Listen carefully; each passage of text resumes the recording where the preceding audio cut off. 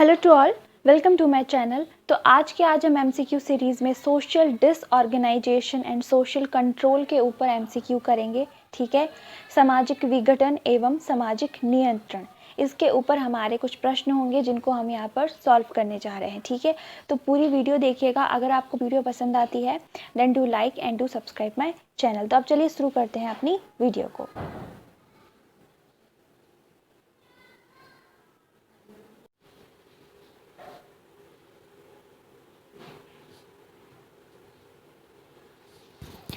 Okay, तो आज का हमारा पहला प्रश्न है, वह प्रक्रिया जिससे सामाजिक समूह, परिवार, समाज या राष्ट्र के सदस्यों के संबंध टूट जाते हैं अथवा समाप्त हो जाते हैं, वो क्या कहलाती है? अपराध, समाजीकरण, सामाजिक विघटन या फिर सामाजिक संगठन। क्वेश्चन नंबर 1 तो वो कहलाती है सामाजिक विघटन। देखिए, सामाजिक विघटन क्या होता है? एक ऐसी प्रक्रिया है जिससे सामाजिक समूह, परिवार, समाज और राष्ट्र के सदस्यों के जो रिलेशन है, संबंध है, वो या तो टूट जाते हैं या बिल्कुल से समाप्त हो जाते हैं। उसी को हम कहते हैं सामाजिक विघटन। तो इसका आंसर हो जाएगा ऑप्शन सी। नेक्स्ट क्वेश्चन है हमारा कि ये परिभाषा किस विद्वान की है? ठीक है,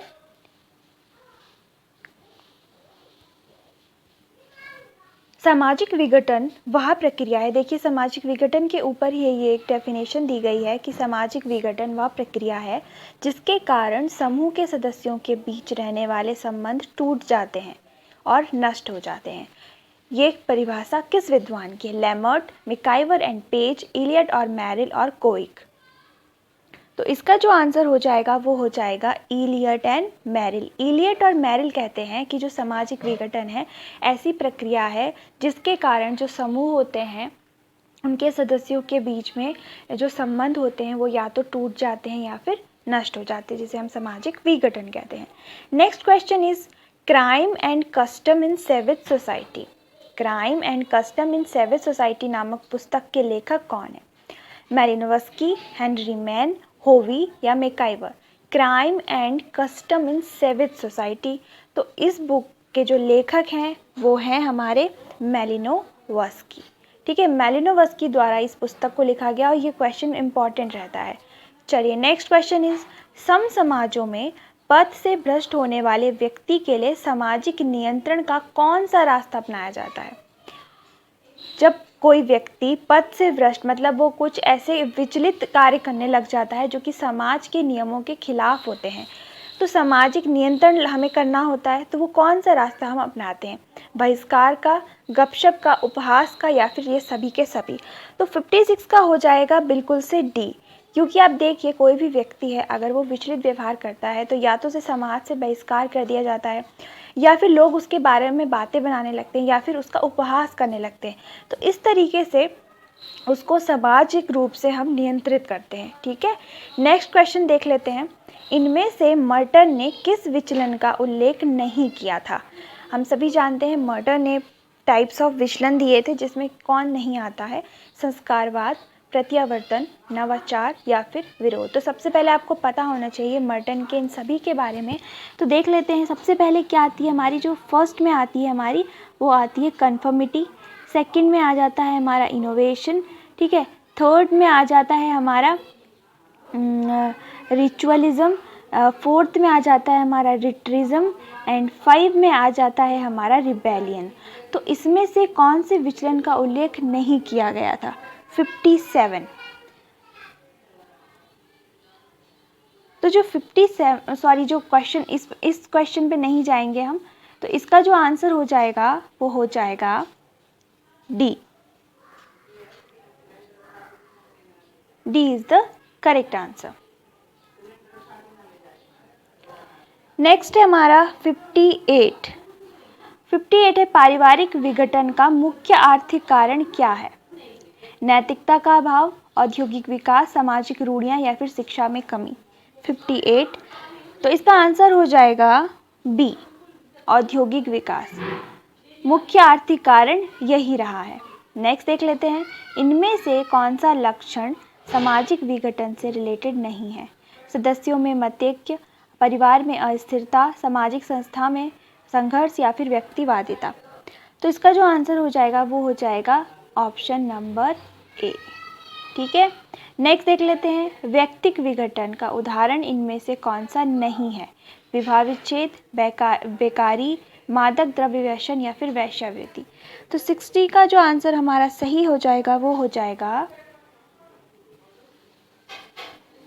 जाएगा बी। ठीक है, B is the correct answer. Next है हमारा 61, सामाजिक विघटन को मापने में निम्न में से कौन सा योग नहीं देता? ठीक है, जो सामाजिक विघटन है, हितों के उद्देश्यों में एकता, पारिवारिक विघटन, व्यक्तिगत विघटन या फिर सामुदायिक विघटन। जो सामाजिक विघटन को मापने के लिए योग नहीं देता, मतलब जिससे हमें सामाजिक विघटन का पता नहीं चलता, तो इसका आंसर हो जाएगा ऑप्शन नंबर बी। अगर एकता होगी तो विघटन नहीं होगा। सामाजिक विघटन को रोकने का उपाय निम्न में से कौन सा है? मद्यपान पर नियंत्रण, उद्योगों का विकेंद्रीकरण, सामाजिक सेवाओं का संस्थाकरण या फिर ये सभी। तो जो इसका करेक्ट आंसर हो जाएगा वो बिल्कुल से डी होगा, क्योंकि इन सभी चीज़ों पर नियंत्रण कर हम सामाजिक विघटन को रोक सकते हैं। नेक्स्ट है, सामाजिक विघटन का सामाजिक कारण निम्न में से कौन सा नहीं है? ठीक है, नहीं है। सामाजिक संकट, सामाजिक मनोवृत्तियाँ, नगरीकरण, सामाजिक संरचना में तीव्र परिवर्तन। तो इसका जो सही उत्तर हो जाएगा वो हो जाएगा नगरीकरण। ठीक है, नगरीकरण से सामाजिक विघटन हो, ये इसका एक सामाजिक कारण नहीं है। सामाजिक नियंत्रण पर पहला प्रणालीबद्ध कार्य 1901 में किसके द्वारा किया गया? E.A. रॉस, हर्टन, पैट्रिक गिट्स या फिर इनमें से कोई नहीं। तो हम सभी जानते हैं कि जो सोशल कंट्रोल है, सोशल कंट्रोल, उसकी बात सबसे पहले जो करते हैं वो करते हैं E.A. रॉस, 1901 में करते हैं ना, और इन्होंने इस पर बुक भी लिखी थी।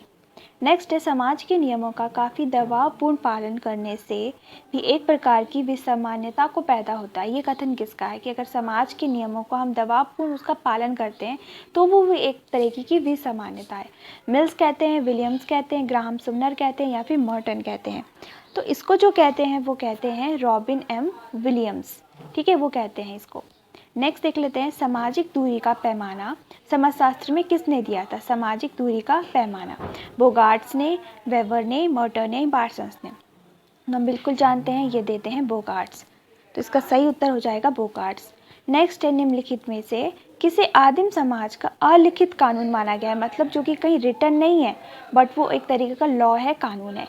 लोक रीतियाँ, परंपराएं, टैबू या टोटम। तो सबसे पहले देख लीजिए, आदिम हो गया, ठीक है, प्रिमिटिव समाज की बात हो रही है, अलिखित हो गया, तो ये बिल्कुल से टैबू हो जाएगा, जो कि आदिम भी है प्लस अलिखित भी है। नेक्स्ट देखते हैं, इनमें से किस समाजशास्त्री ने सामाजिक मानदंडों को सामाजिक व्यवहार के मापने के पैमाने के रूप में देखा था? Ronald Fletcher, Francis Abraham, Robert Bierstedt, Abraham Kaplan. तो 68 का जो आंसर हो जाएगा वो हो जाएगा रॉबर्ट बीरस्ट्रीट। ठीक है, नेक्स्ट, इनमें से अच्छे आचरण के कारण अपराधों के बंदी गृह से दी जाने वाली अस्थायी मुक्ति किसे कहते हैं? मतलब वो बंदी गृह में है वहाँ का बंदी, बट उसे एक अस्थायी मुक्ति दी जाती है उसके अच्छे आचरण के कारण, उसे क्या कहेंगे? पैरोल, प्रोबेशन, मुक्त सहायता, उत्तर रक्षा सेवा। तो इसका जो करेक्ट आंसर हो जाएगा वो हो जाएगा पैरोल। देखो, अक्सर लोग पैरोल और प्रोबेशन में कंफ्यूज कर जाते हैं और इसी दोनों से अधिकतर प्रश्न पूछे जाते हैं। ठीक है, क्राइम के टॉपिक से ये आता है निकल कर। तो सबसे पहले हम समझ लेते हैं एक बार पैरोल क्या है और प्रोबेशन है, इनमें जो मेजर डिफरेंस है वो है क्या। तो सबसे पहले जो पैरोल होता है उसमें क्या होता है कि जो कोई व्यक्ति अपराधी है, सबसे पहले तो वो जेल में जाता है।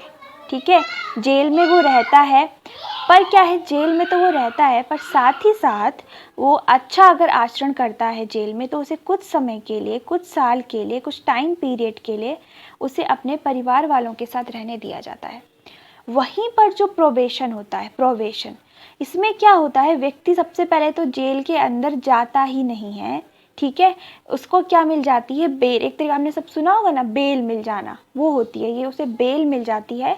और अगर व्यक्ति का पहले कोई अपराधी रिकॉर्ड नहीं है तो ही उसे प्रोबेशन मिलता है। समझ गए आप? तो इसमें ये मेजर डिफरेंस है। नेक्स्ट देख लेते हैं, वर्तमान काल के सिद्धांत परिवर्तन व्यवहारों के संदर्भ में निम्न में से कौन अतिक्रमित व्यवहार की श्रेणी में होगा? निषिद्ध संबंधों में विवाह, विधवा विवाह, जाति नियमों का पालन करना या फिर विधवा विवाह का विरोध करना। देखिए क्वेश्चन क्या पूछ रहा है कि जो वर्तमान काल के सिद्धांत परिवर्तन में व्यवहारों के संदर्भ में निम्न में से कौन अतिक्रमित व्यवहार की श्रेणी, मतलब बहुत ज़्यादा अतिक्रमित व्यवहार कौन सा होगा। 70, तो वो बिल्कुल हो जाएगा विधवा विवाह का विरोध करना। ठीक है, जो ये सिद्धांत परिवर्तन के व्यवहार है उसमें यह आता है।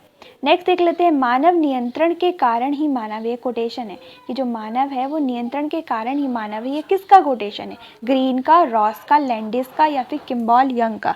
तो जो ये कोटेशन है ये है लैंडिस का। लैंडिस के अनुसार जो मानव नियंत्रण है उसके कारण ही वो मानव है। नेक्स्ट देख लेते हैं, सोशल कंट्रोल नामक पुस्तक किसने लिखी थी। देखिए अभी मैंने आपको बताया भी था, सोशल कंट्रोल जो पुस्तक थी ये लिखी गई थी by the E.A. Ross. Important question है। नेक्स्ट है, वह साधन जिससे समाज अपने सदस्यों को व्यवहार में स्वीकृत मापों के साथ एक रूपता में लाता है उसे क्या कहेंगे। सामाजिक नियंत्रण, सामाजिक संगठन, सामाजिक व्यवस्था या फिर सभी के सभी। तो 73 जो इसका आंसर हो जाएगा बिल्कुल से हो जाएगा सामाजिक नियंत्रण, सोशल कंट्रोल। नेक्स्ट देख लेते हैं, रूढ़ियों को सामाजिक नियंत्रण का साधन माना जाता है। जो रूढ़ियाँ होती हैं वो सामाजिक नियंत्रण का साधन है क्योंकि उनमें निहित है क्या, व्यक्ति का कल्याण, व्यक्ति का लाभ, व्यक्ति की इच्छा की पूर्ति या फिर व्यक्ति की आवश्यकताओं की पूर्ति। तो बिल्कुल व्यक्ति की आवश्यकताओं की पूर्ति करती हैं रूढ़ियाँ, इसीलिए वो सामाजिक नियंत्रण का एक साधन है। तो आज का लास्ट प्रश्न भी हम देख लेते हैं क्या है। लास्ट है कि 75, व्यक्ति के व्यवहार को नियमित करने में प्रथाएं किसमें शक्तिशाली हैं। जो व्यक्ति का व्यवहार है, सरल समाज, औद्योगिक समाज, नगरीय समाज या फिर सभी के सभी। तो बिल्कुल व्यक्ति के व्यवहार को नियमित करने में जो प्रथाएं हैं, प्रथाएं सबसे पहले कहाँ हैं, सरल समाजों में। आज के टाइम में प्रथाएं काफ़ी हद तक समाप्त हो गई हैं, लेकिन जो सरल समाज थे उसमें जो प्रथाएं होती थी, प्रथाएं कैसी होती हैं, जब कोई जो परंपराएं, हम सब जानते हैं जो ट्रेडिशंस होते हैं, ट्रेडिशंस जो होते हैं, जो परंपराएं होते हैं, वो मिलकर जब सभी लोग फॉलो करना शुरू कर देते हैं तो वो एक तरीके की प्रथा बन जाती है, हम सभी जानते हैं। और ये ज़्यादातर सरल समाजों में देखा जाता था, तो उस समय प्रथाओं के अनुसार ही लोगों को नियंत्रित किया जाता था। तो इसका आंसर हो जाएगा option A.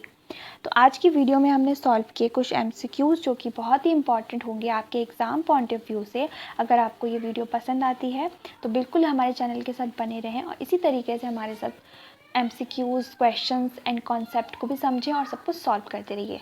So thanks for watching this video.